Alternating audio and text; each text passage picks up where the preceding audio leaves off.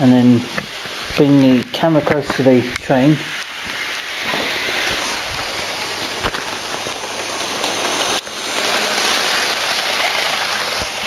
The light is over here is a little bit strange, but that's fine.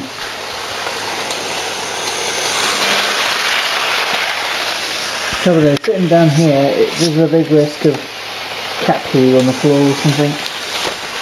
Those things happens a lot in this garage. Cats peep, poop. I don't mind those barking in there, it's just peeing and pooping is not so pleasant.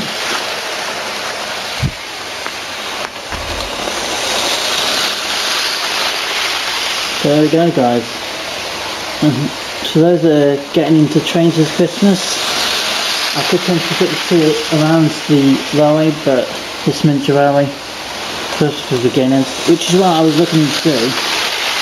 I don't. Just looking into simple things like this.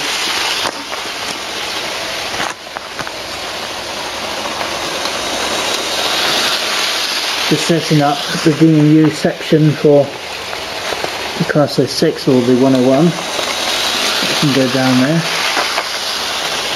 So yeah, the DMU I have got in the collection frame is quite a lot of work, but obviously